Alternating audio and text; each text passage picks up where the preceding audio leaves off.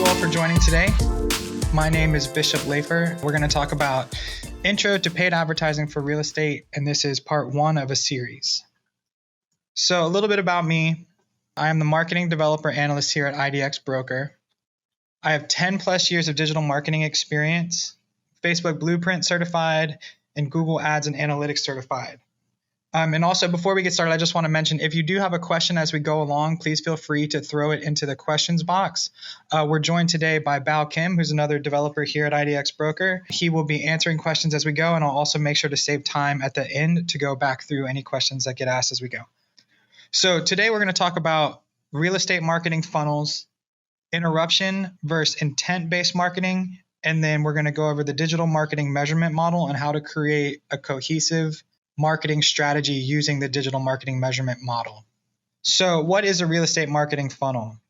A real estate marketing funnel is the concept of creating awareness about your brand, generating interest, and then converting that interest into intent and eventually into a closed deal.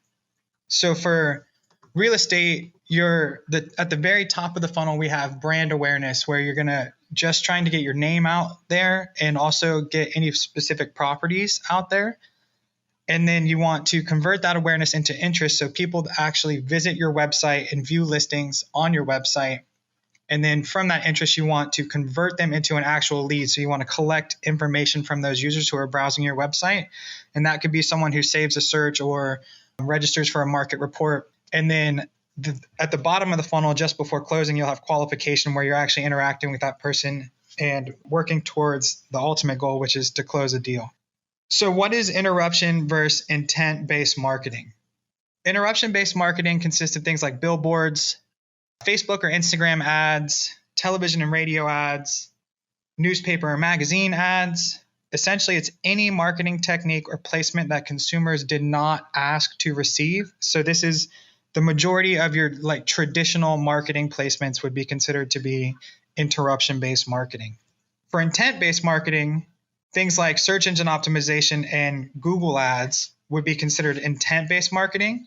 And that is because these marketing campaigns are targeted towards people whose online behavior shows purchase intentions. So someone who already knows who you are and is looking for a specific property and finds you via an organic search, you know that person's looking for a property. Typically, someone who comes to you via an intent-based marketing campaign is further down the marketing funnel than someone who comes to you via a brand awareness campaign, which would be someone was driving down the street and saw a billboard, or was scrolling through Facebook and saw an ad that you put up on Facebook.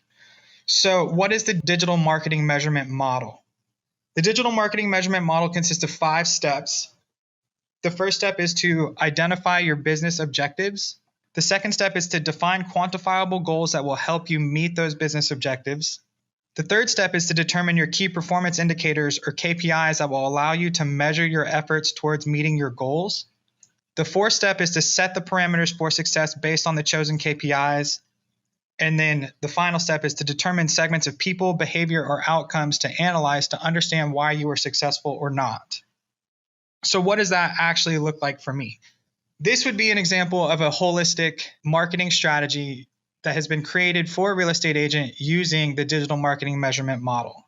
So at step 1, you see we have here our business objectives, which are to create awareness, generate leads, and highlight events. And we'll go through each one of these one by one. But you can see for the first one on the left, to create awareness would be our business objective. Our quantifiable goal would be to reinforce offline and online advertising. Our KPI would be branded traffic. And then our target within that metric is 7,000 visits in a month. And finally, the segment that we want to analyze to determine our success would be the traffic sources, where that traffic is coming from, and converted visits.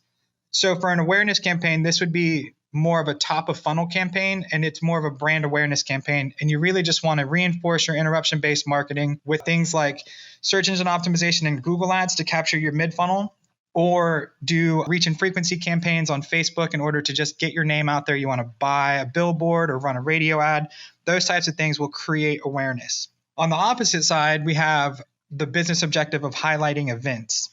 And then our quantifiable goal would be to engage community via local events. And the KPI we want to measure is visitor loyalty. And we'll know that we were successful if we have 50% repeat visits. And then of the people who visit, we want to know how many people came to one event, how many people came to 2 events, how many people came to 3 events. So this, again, is more of like a brand awareness. And I would consider it to be top of funnel campaigns, but I wouldn't necessarily consider it interruption based, because someone who actually comes to an event has actually definitely shown intent. And this is a great way of growing your network via word of mouth. And then in the center, we have the generate leads business objective, with our quantifiable goals being to capture leads, meaning get an email and a phone number, or to provide home buyer info and resources. So for capturing leads, that would be when someone signs up to save a property or creates an account on your website. For providing home buyer info and resources, that would be someone who's looking and creates market reports on your website. The KPIs that we want to track are a little bit different for each type of campaign. So for the capture leads campaign, we would want to measure our newsletter signups and our number of home tours, people who register for a home tour or sign up for an open house. And then we have our targets for both of those KPIs. For the providing home buyer info and resources, we want to know how many people, it says number of downloads, but more specifically, we would want to know how many people created a new market report. And then we have a target of 150 a month. And then for each of those campaigns, we have our segments that we'll want to analyze to determine whether or not we were successful. And so for both of these types of campaigns, they would be considered lead generation, because we are actually trying to capture information about our users. And so therefore, they would be more middle of funnel campaigns. These are both probably more intent based as well, but you use a combination of intent and interruption based marketing to capture these leads. And so these campaigns will include things like search engine optimization, which is a key feature of IDX Broker, as well as Google Ads. So the key takeaways are: we want to use marketing funnels to generate interest and convert leads into sales. Interruption-based marketing is any marketing technique / placement that consumers did not ask to receive, while intent-based marketing is targeted towards people who choose or whose online behavior shows major purchase intentions. And finally, you want to use the digital marketing measurement model to create a cohesive and measurable marketing strategy. And remember, this is just part 1 of a series. In the next part, we will go over more specifically how to create campaigns within a cohesive strategy and how to track them. And so does anyone have any questions? Melissa asked, besides Google and billboards, where else will ads be displayed? So ads will be displayed wherever you choose to put them. A lot of popular places would be Google, obviously, and then Facebook and Instagram ads. You can run radio ads. You can put ads in your local newspaper. Basically, anywhere that you want to pay to advertise. You can sponsor a youth soccer team, your kid's soccer team, those types of things. What are the app tools needed? IDX Broker has a lot of really good SEO features, and along with other features that will work with specific different types of campaigns. So you would probably want to use market reports and community pages, create save links and save searches.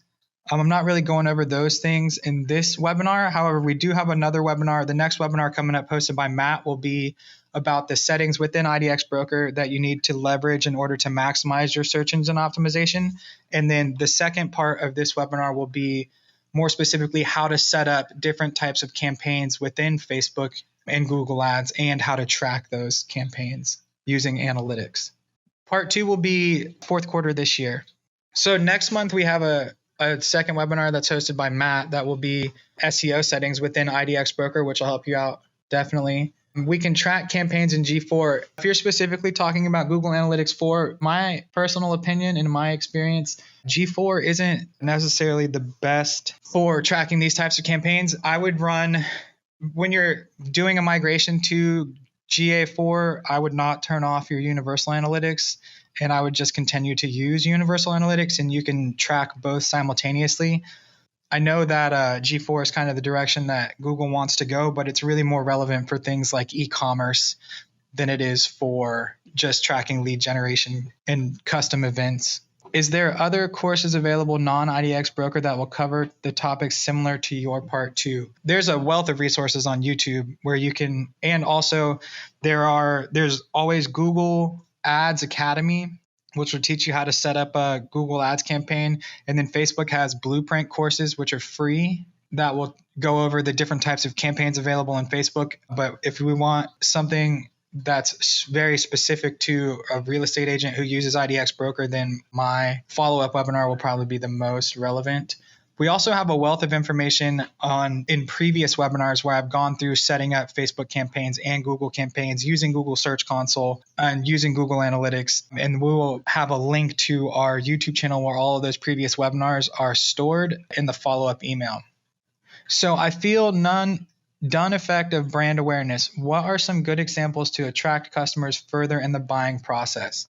So to attract customers further in the buying process, I would do things like save searches for specific neighborhoods or community pages if you're a WordPress or a home user.